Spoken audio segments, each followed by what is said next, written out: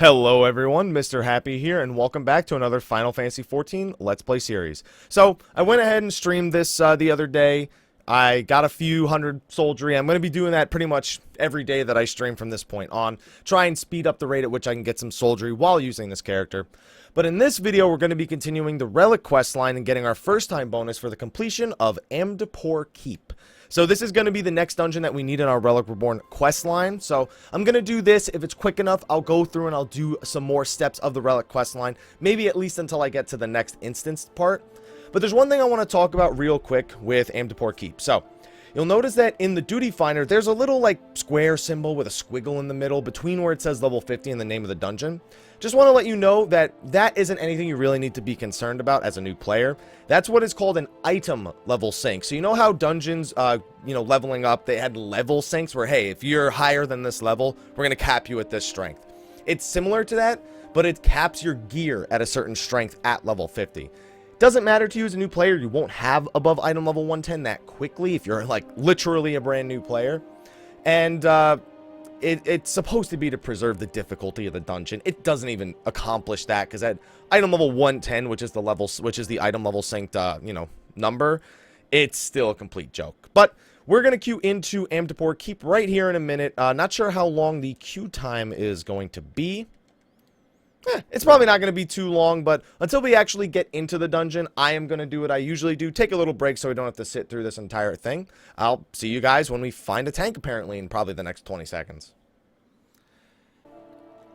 Alright, here we go. Queue popped. Let's jump right into Amdapor Keep.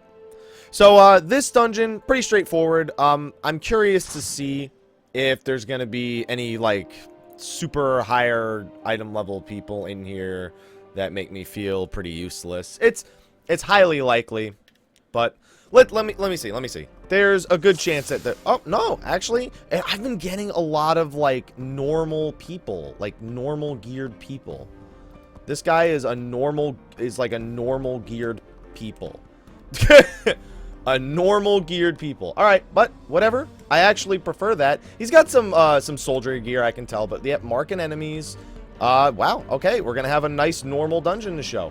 So anyway, guys, this is Amdapor Keep. So he's got them marked. I'm gonna just do a few holies in between pulls. Well, there's only one enemy. I just wanted to holy. So the first thing I want to say about this dungeon is, you notice how he marked a lunatic follower?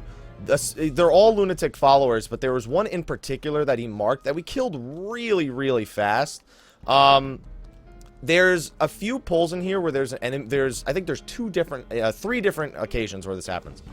The lunatic follower that's on her knees when you first do that pull, if you do not kill her in the time that she's casting a summoning ability, then she will summon an additional ad. So you want to focus her down. You can stun her if you need to, and that's your first goal. Other than that, most of these pulls are pretty standard. I'm just going to be holy spamming. I almost said holy spamming.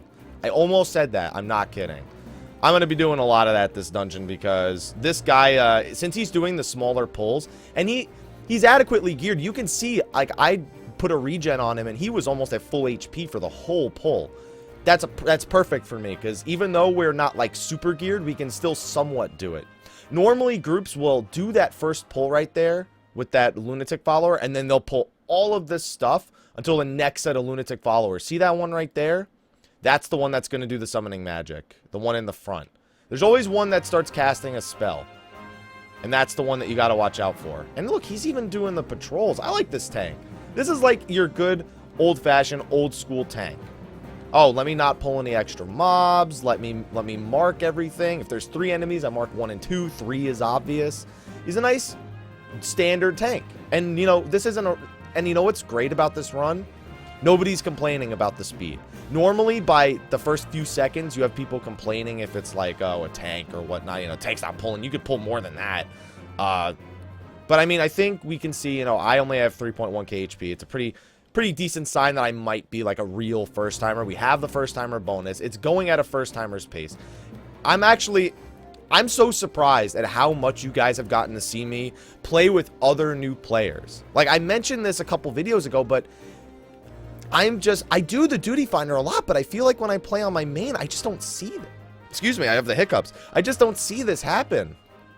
it's just been, that's why every single time I say, oh, I'm probably going to get carried by a bunch of people in full item level, whatever. I've said that like 3 videos in a row now, and it hasn't happened once. It's been normal dungeon runs the entire time. This is a really good normal dungeon run, though. I've also had a lot more practice on the controller now, so I'm getting used to the switching of the triggers and whatnot with the Xbox controller. Definitely live streaming it helped me get a better handle of the Xbox controller. That was really what I was hoping to accomplish with it, was just getting used to it's just different. That's just the biggest thing. It's just different for me. And I'm enjoying it so far. I gotta say, it's really, really relaxing to play with the controller. That's my favorite thing. When I was live streaming with the controller, I was like, wow, this is so comfortable. I'm not leaning over my keyboard. I'm just laying back. I got the controller. Like, I lean forward a little bit because I just naturally do that with the way that I sit whenever, because I'm trying to lean into the microphone, kind of. But it's just so relaxing. I don't know. I like it. I like it just for that fact. I even, on my main, I enabled the controller for Chocobo Racing on my stream last night because that's it. It was just comfortable. So let me get back to talking about the dungeon. Let me look back. See that area where we just came from over there? Maybe I'll run back there at the end of the dungeon. Probably not. I believe there's a few extra enemies there. I don't think there's a treasure coffer, but there's a few extra enemies there you can kill. Enemies at this point start dropping a decent amount of gil. Like, this dungeon's like 50 gil per enemy or something like that. These Dullahans, they patrol back and forth, so you can actually pull them separately from all the other packs in here. So you can do that. There's also a few other random enemies. You don't have to fight that Recluse Hippogriff. You don't have to fight those enemies over there, but you see that treasure coffer right there? There's actually a minion that you can get from that treasure coffer. In fact, I'm going to run over there and grab it real quick. I should be able to avoid aggro, so you can see me do this right here. Just run over, grab the treasure coffer. All right, the minion wasn't in there. It was worth a shot. It's a demon brick. It's basically like the boss, the demon wall, which we're going to encounter later on here, but it's a little minion version of it. I figured I'd just go over, grab that chest, because that's one of the more, like, it doesn't take much. As long as you don't aggro that Dullahan right there, it's fine. You can run over there and grab it real quick. So this Soul Collector, this is the thing that'll be summoned if you don't kill the enemies that actually stop and summon. But as you can see, it's not like it's a super strong enemy that's going to wipe your group. It's an extra enemy to kill. It's nothing more than that. Tank's doing really good at holding aggro. The Summoner's doing good AoE damage. The Ninja's doing good damage. It's just a solid dungeon, even though it's not super over-geared. This is just, I like seeing dungeons like this because it reminds me of what it was kind of like back in the day. You know, when this dungeon was, I guess, not really, because we do overgear this, you know, the people in this group. But it reminds me of just the steps people would take, you know, the way people would do things. So this is the first boss, by the way. This Lunatic Priest is a complete joke, so you don't even have to worry about him.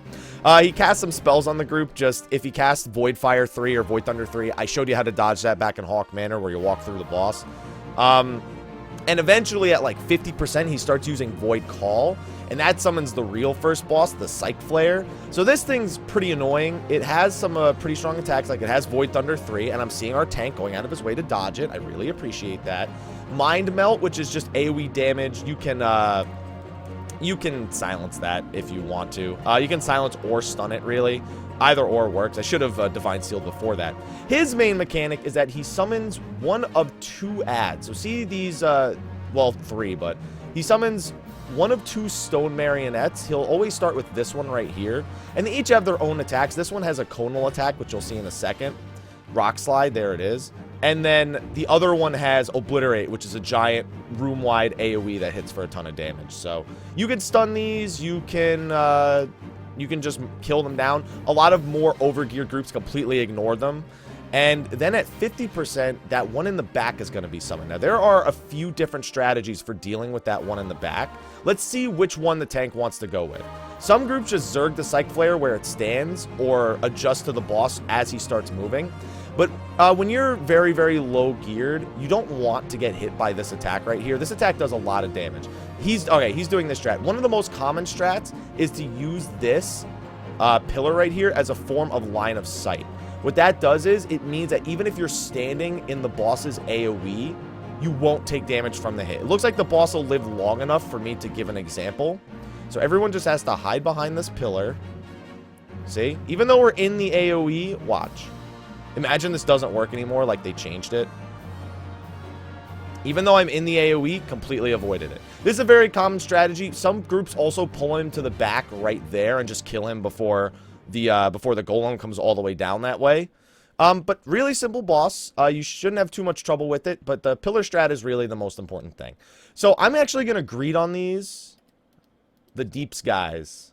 Is he going to say the deeps are good or the deeps are bad? Because somebody said the deeps guys. I don't know if it's going to be like they're great or they're well, it's a good group. I hope this person's not like disappointed with the deeps. I could have done more deeps there. That's for sure. But I was so busy talking. Oh no, he's liking the deeps. He's liking the deeps. Good. I'm glad you're liking the deeps, friend. So I rolled greed on that pair of gloves because I want to trade those in for Grand Company seals. That's actually something that you should do a lot. If somebody needs something, they'll need on it, you know? It'll be something they'll take anyway. Now, I prefer just greeting if you want to do something like that. Some people will just need an item just for that same sake, just for the Grand Company seals. It depends on if you want to be polite or not. Most groups don't give it a hard time unless it's a new player who's actually trying to get gear. But I just want to mention both sides of the coin, you know. So first boss is done. We're going through this dungeon pretty standard. So at this point, you're going to run into several rooms that have these Vodorigas. Now, these rooms actually have statues. You see these statues of the Vodorigas. So what happens is when you approach the group of statues, some of the Vodorigas come to life and you have to kill them. Not a really big deal. You also have these enemies right here. These enemies actually hit really, really hard. So you got to be careful sometimes with these pulls if you're like AoEing down, if your tank's not very geared. Most groups, of course, if you're super overgeared, you just pull everything to like the first boss room and you just AoE it all down. You know, that's pretty much standard for every dungeon. I probably don't need to mention it so much. But some people, you know, they'll probably say, I just do it because I get a lot of comments where, just so you know, you can do this also, like another piece of advice if you're overgeared. And it's like, I might as well just mention it, right? Because it is true. It's sometimes new players won't think that kind of stuff is possible. Like, oh, there's no way you could do that with this pull. I'm telling you that with enough gear, it's possible with this pull. So we kill that group. This is the next room of Vodorigas. Now, there is a treasure coffer at the far end right there. You see it? I am going to go get that treasure coffer. Most groups tend to skip over it, but it can have an accessory in it. So I'm going to go get it. I'm going to give him a regen. I'm going to go and grab the treasure coffer. Most groups try to avoid this roaming Dullahan. There was no accessory in it. No big deal. Nothing gained, nothing lost. As long as you hug the wall, you shouldn't aggro him. So yeah, see? Nothing gained, nothing lost. It's just standard. I feel like I had cleric stance on when I gave him that regen. Hell, if I did and he still didn't need it, that's fine in my book. As far as I'm concerned, that's fine by me. Oh, they still have one left. And Stone Skin 2. So, yeah. He's actually going to pull it. That's fine if you want to do that. I mean, it's extra gil. I'm not going to complain about that little detail. But some groups just wait for him to walk over towards the treasure coffer, and then they just walk past and go into the next room. Not a big deal. You also saw the way he did that pull, where he kind of pulled it back behind the wall. You don't really need to do that for the Vodorigas, because they are not, like, casters or anything. But it doesn't hurt to do it. It's more common for, like, someone to run into this room and then stop right here and do it with those hound lights, because those things stop and cast magic like crazy. That's another thing. Some people pull this Brontotor and this hound light. You don't need to do this either. But, again, not going to complain. Tank's been doing his job. Listen, if he wants to pull these things, I don't care. I just have fun doing these recordings. That's it for me. I'm just glad to be here. Ninja's been pulling aggro a lot on these pulls. I wonder if it's just like the start of the pull and he like hits him with an AoE or something while the tank is still setting up. But it doesn't like sound like it matters. Oh, so there's Vodorigas right here as soon as you step in. Yeah. I'm sure you didn't need me to tell you as soon as you saw the statues, but might as well. So one thing I forgot to mention about these Vodorigas is they're actually required. You can't skip these enemies. What used to be a very common strat in this place was you would just run past everything, have the tank die, and then just go into the boss room. So at some point, they said, no, we don't want you to do that. So they made these Vodorigas actually the keys to unlocking the next boss door. So you have to kill them. Oh, also, I grabbed that treasure coffer. We got 3 slabs of Amdapor stone. 1 guy got them. Those are crafting items. Nothing too fancy. It's for furniture and stuff like that. So sometimes you can sell those items for decent gil. I don't think the Amdapor stones sell well anymore. But there are housing items that do sell really well that you can get from dungeons. So just keep that in mind for the future. Kill another Dullahan right here. We have 1 last set of Odorigas. And then we will be good to go. That big door at the end, you can see right there. As soon as we kill these Vodorigas, that door should open. I'm going to come stand next to the tank because I pulled aggro there with that stone skin. Not a big deal. I got stone skins for days. Stone skin myself. Might as well just get the stone skins ready. I could just stone skin too, but whatever. I can stone skin while in cleric stance and it won't make it any worse. So now we just go back to the holy spam. It's fun being a low-level white mage and still getting to do this holy spam. Because whenever I think of, like, dungeons that have new players in them, I always think, like, no, the healer's probably making the right decision by not DPSing because you're not sure how much damage the tank is taking. Not sure if they can handle both of them. But we're in a pretty good place. So another thing that's really common to do is skip these 2 enemies on the left by, like, going through this area right here. And you kill the Dullahan, but, like, you can, like, kind of squeeze through right here like this with enough jumping. So, just showing you guys that while they deal with the ads. I should probably help DPS, but I just wanted to show you guys that real quick. And then we're probably going to kill this Dullahan, and then we'll be on to the second boss fight, the Demon Wall. You guys remember Demon Wall from Final Fantasy VII. It's pretty much an homage to that guy. Because that's all he is. He's just that guy. Demon Wall is just that guy. So, the Demon Wall fight is a pretty simple one. It used to be a lot harder. There used to be 2 bees that would spawn when the boss got low enough on health. That doesn't happen anymore, so I don't even need to talk about it.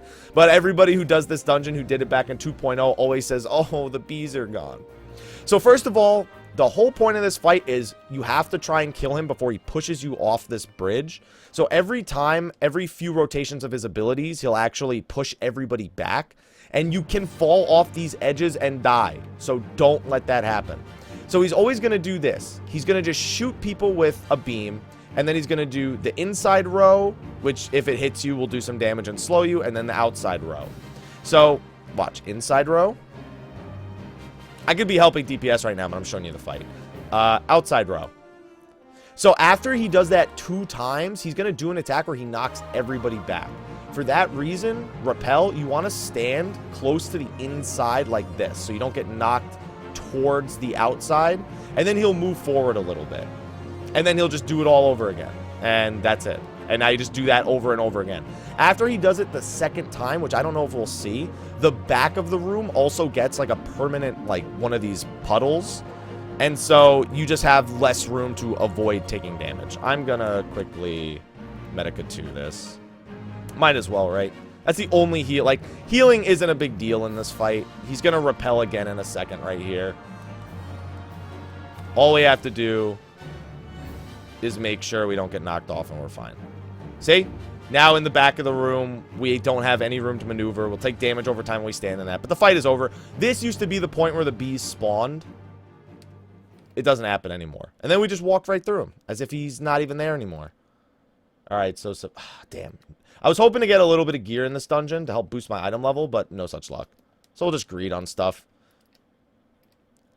We'll greed on it because you can actually, you used to be able to make decent money with Grand Company seals by greeding on those and then trading them in for seals to buy items to sell, but most of those items you can get much easier nowadays. So, and you can get them in later dungeons, as a matter of fact, more specifically. So, yeah. It's not that, it doesn't matter is what I'm trying to say. Wait, why am I protecting you? Alright, so this is the trek from the second boss to the final boss. So the most annoying thing about this is there are, I'm trying to find the name, succubuses, or succubi, I should say, that they just shoot AoEs at you constantly as you're trying to traverse this area. Even when you're fighting them, they shoot the AoEs at you, which is annoying, but it's not too big of a deal. So you're going to want to try and pull these and kill these, and all the trash packs are killing. You're basically just going to have to deal with them the whole time. It could be worse. They're not that bad. There used to be a lot more enemy packs here. That used to be a big thing. There used to be a lot more enemy packs in this part of the dungeon. Wow, I don't heal for shit with Cure 1. This is why I need my relic weapon. This is with the Madman's Whispering Rod, the item level 55. I do not heal for knobs. One little trick you can actually do with Provoke, and it doesn't look like he's going to do it. You can actually use Provoke to pull this succubus. Now it's succubus because it's singular. You can actually pull this succubus, and it'll follow you all the way around. It won't aggro anything, and you can just kill it on its own. Doesn't matter. Most groups will just speedrun it and just, they'll run up, they'll pull everything from the first succubus all the way to the second succubus, and they'll just AoE it all down. We're probably going to have to dodge a couple of AoEs here, but listen, we'll be fine. We've been doing fine this whole dungeon. We'll be fine. I have faith. I have the utmost faith that we will be okay. Alright. And remember, one thing I still do as a max level white mage now is at the end of a pull, I try and get a stone skin on the tank just so he has it, so I can do some DPS at the start of the fight. So he actually pulled the Dullahan separate from everything else. I made mention of that before. I used Provoke on it. That wasn't necessary. It was pretty close, but hey, why not? I think I've stressed that before. Try not to pull with Provoke because it doesn't generate good... It just doesn't generate any aggro. Like, it generates... I take that back. It generates one aggro. So, in other words, not worth very much. Keep in mind, you can stun these succubi as well if you want to, you know, just not have to move out of the AoEs. But because I'm spamming Holy and now they're stun immune, we can't do that. So, never mind in that case. Normally, you'll just murder them first and it won't be a big deal. That's the thing. A lot of the things I'm telling you are kind of like precautionary things, but odds are they won't be a big deal. Even with like a not super overgeared party, it's not a big deal. You can see it right here. How not big of a deal it is. So every time I say it, it's just redundancy. And we all love redundancy, right? Nobody hates redundancy. This tank, though. This is one of those, like, not super experienced or super geared tanks that, like, earns a commendation. He doesn't impress you because he did something super crazy for his job. He impresses you because you can kind of tell he's not a new player, but he's like, he hasn't been playing the job that long, or he hasn't been playing the game super long, and he's not, like, hardcore, but he's doing everything that a good tank should have been doing while leveling up. Which is impressive, because most people don't bother with that anymore, you know? He got hit by that AoE there, but it's no big. Pops cooldown, and we're good to go. Pops Convalescence and Sentinel, and we're good to go. Convalescence and Sentinel is kind of a weird combination of cooldowns to use side by side. I'd recommend that you do Rampart and Convalescence if you're going to use two, and just kind of use Sentinel on its own. Sentinel's so much damage reduction that it's like using it in conjunction with Convalescence. Just Convalescence there would have been fine too. I actually haven't been paying attention to see if he's been rotating defensive cooldowns on the pulls. Yeah, he's using them. He's got Rampart and Fight or Flight up right now. So he's definitely been rotating them. Another thing that I stress you should probably be doing while leveling up. So I'm glad to have him. Glad to have a good tank. Make this a pretty easy run. The DPS, you know, doing good, especially for the gear that the Summoner's in. He's actually doing, like, everything he's supposed to be doing. I actually haven't been paying attention to see if he's been doing the whole Miasma 2 thing. He's also using Ifrit, which I've discussed it before, but like Ifrit does good damage on his own, but at this point Contagion would definitely benefit him a little bit more. And yeah. So you can actually also skip these two Dullahans. That's another group you can skip. And just like with the Voto Rigas for the second boss, the succubi are actually the key to opening the last boss door. So it's something else that's kind of mandatory. You have to kill them all. You can't just kill them all, and you can't just do a sack pull. That's what I meant to say, where you sacrifice the tank's life just to skip having to kill all the ads. Can't do that on this boss. You can't do that on these trash pulls. So I'm gonna get Stone Skin up. I don't need the Stone Skin too. I can just Stone Skin him here at the end of the fight. There we go. And we're good to go. We're on to the final boss. Here is the final boss room. Hey, achievement. I'm the only person who's like, I'm the person, I love being the guy given the first time bonus, because it guarantees me that I get a first time bonus.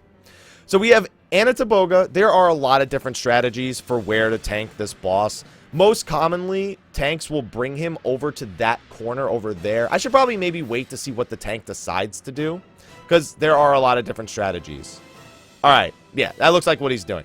So you pull the boss here because he has a giant tail swipe. And you just stand over here. And that's it. You GG. So this boss has... He has a big conal attack that does some damage with his eyes. He also has an attack called Rotten Breath, which you'll see here in a second. That makes the tank take less healing, so you'll want to get rid of that ASAP. You see the attack with his eye lasers? That's the attack that that hits in front of him. Oh, yeah. Should probably move Garuda if you're... make sure your pet isn't being hit by those attacks, being hit by that tail swipe. Oh, see, I got hit by it because I wasn't paying attention. The biggest attack here is Imminent Catastrophe. I'm hoping that Summoner can survive it. I think they'll survive it. Oh, pff, what? What did they? Oh my! That does like negative damage. That used to wreck people. That attack.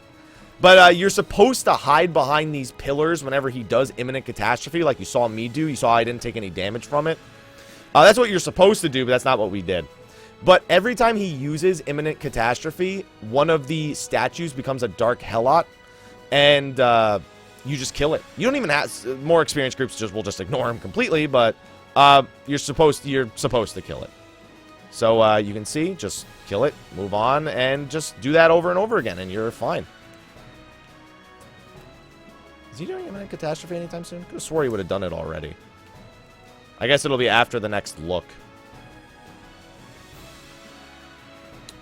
Okay, maybe after the next tail swipe. Yeah, you can actually, even though you want to avoid being hit by the tail swipe, you can actually forcefully trigger it to make the tank take less damage because every... Oh, God, that hit me? I'm in shock. It also slows the shit out of your movement speed, by the way.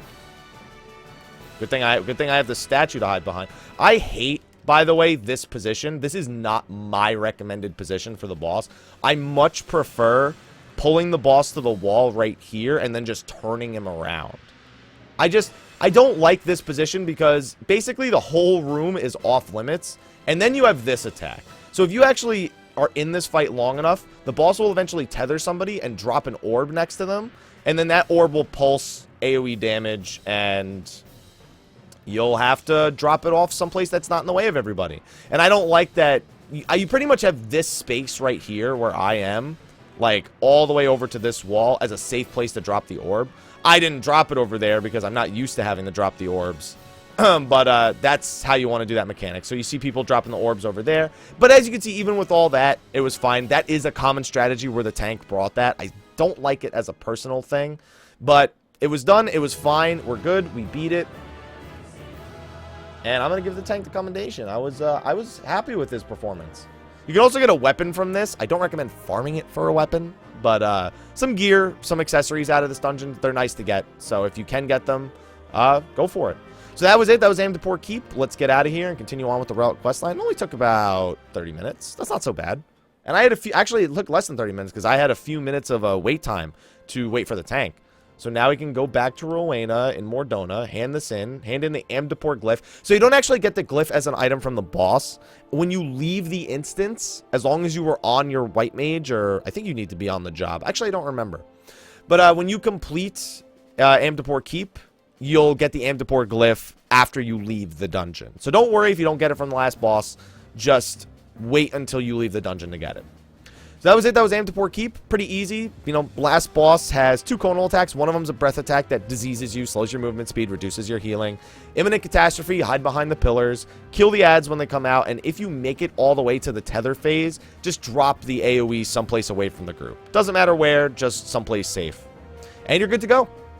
Pretty simple fight. It's like a softened rage on the fight if you take too long, because all the pillars will be gone, and then you can't avoid Imminent Catastrophe. But even that, as you can see, that with Stone Skin on, it did like 600 damage. It used to do thousands. It used to one-shot anyone who wasn't like full I-70 at least. And even then, it still did a lot of damage. I was so shocked to see how little damage that just did to that guy. All right. But anyway, back to North Shroud we go. I still haven't set this up. And you know what? I'm walking away from the Aetherite, and I still haven't favored it. I just don't want to, I guess. Like, I'm recommending you do it, but I'm not going to do it. So, yeah, run over here. It makes you really wish there was... This quest makes you wish there was an Aetherite where Geralt is. Just for this sake. Just for the sake of not needing to constantly run through these Bane Mites across this bridge. Make a left. Run past a Fade or two and just... Oh... So much traveling. To think about that, some people complain that... I thought I just heard something come out of my headset. Am I bugging? I gotta check my tabs. I could have swore I just heard something. No, none of my tabs are playing sound. I'm bugging, guys. I'm bugging out. Maybe I heard it someplace else in the house and it was just so loud that it resonated through my what's this thing called? My vent. That's what it's called, a vent. A vent. Not event, but a vent. Alright, yeah, I got nothing. I don't know where that sound came from, but it was really weird. Anyway, back to the video. Geralt. Alright, now this next one's kind of annoying, I'll admit. I'll admit this next set of things is pretty annoying. So actually, based on the way that the remainder of this quest is going to work, the next step is, remember when I said we'd have to go back and kill 27? It's actually 24 that we need to kill. But I'm actually going to cut the video here, and in the next part, I'm going to do those killing quests. And I think after that point, we get to take on another boss. And I think after that boss is the 3 hard mode primals. So then each of those will be its own video, most likely. It depends, because they're really, really short, those fights. Probably won't wipe on those at all. So I could probably fit all 3 of the hard mode primals into their own video. But for the sake of this video being timely, I'm going to cut the video here. So thank you for watching. I'll see you guys in the next part where we move on to the next step of the Relic quest. And until then, take care.